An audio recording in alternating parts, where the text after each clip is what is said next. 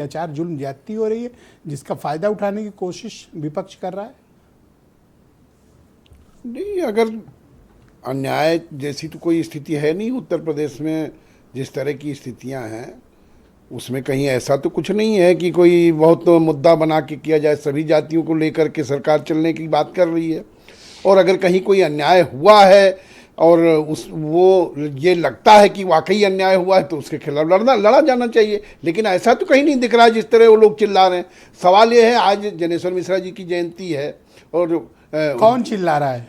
विपक्ष के लोग चिल्ला रहे हैं। मतलब विपक्ष ने ब्राह्मण की बात कर दी तो विपक्ष चिल्ला रहा है? कैसे शब्द इस्तेमाल करते हैं? वो चिल्ला रहे हैं। ब्राह्मणों के चिंतक वो करने से पहले उनको ये देखना चाहिए कि आज उन्होंने जनेश्वर मिश्रा जी की जयंती पर जिन्होंने जीवन भर समाजवाद की बात की, जीवन भर जातिवाद के खिलाफ लड़ाई लड़ी, आज उनको एक जाति में समेटने का काम किया। उस आयोजन को सिर्फ एक जाति के लिए कर दिया जिन्होंने सर्व समाज के लिए संघर्ष किया। हम लोग भी जनेश्वर जी का सम्मान करते हैं और वो चौधरी साहब की विचारधारा पर चलते थे तो हम लोग उनको भी मानते हैं। लेकिन सवाल ये नहीं है, आज आप ब्राह्मण समाज की बात कर रहे हो। ब्राह्मण समाज आपके ऊपर क्यों भरोसा करे कि ये केवल आपकी जो नीतियां हैं उनमें भी कोई परिवर्तन आपने ब्राह्मण समाज के लिए किया? अगर उन नीतियों में भी कोई या एक केवल चुनाव के लिए आपके ऊपर ब्राह्मण भरोसा क्यों करे?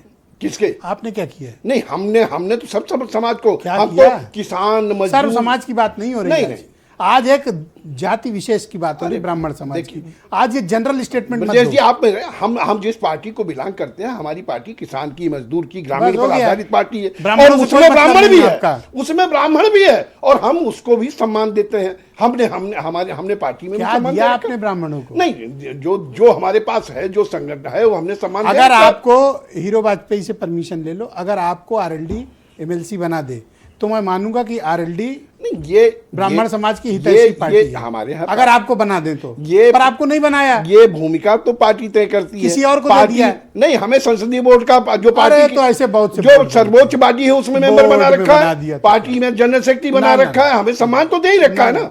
हमने पार्लियामेंट्री बोर्ड में ब्राह्मण बना रखा है में भेजा तो वो जब भेजना होगा वो भेज भी देंगे। अरे अब कहाँ भेज पाएंगे? अरे जब भेजना होगा भेजेंगे, ये उनका विवेक है। वो तो इसका मतलब कि आरएलडी का ब्राह्मणों से कोई खास नाता नहीं? हम तो सर्व समाज को लेकर के चलते हैं। लेकिन अन्याय तो किसी के खिलाफ हो, ब्राह्मण हो या कोई भी हो, उसके खिलाफ चलेंगे। तो क्या बीजेपी को कुछ सलाह देना चाहेंगे?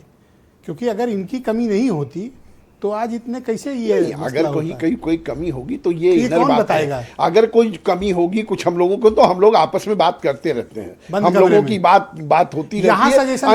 अन्याय अगर कहीं है और अगर कोई भारत की जनता के सामने बात कर रहे हैं। आप ब्रजेश जी, आप तो बहुत बड़े पत्रकार हैं, आप कोई स्पेसिफिक बताइएगा, वो भी बात कर लेंगे। ब्राह्मण समाज क्या छोड़िए, हम किसी के खिलाफ अन्याय बर्दाश्त नहीं करते। तो ये बात उनको बताया हो? नहीं, उनको पता है। हम लोगों के बीच में बात होती रहती है। हमारी हम जिस सरकार में है वो अन्याय नहीं करते। अरे अपनाओ नहीं, ये बताओ कि जब बताते हो तो वो क्या रिएक्शन देते हैं? नहीं, रिएक्शन क्या, रिजल्ट निकलता है।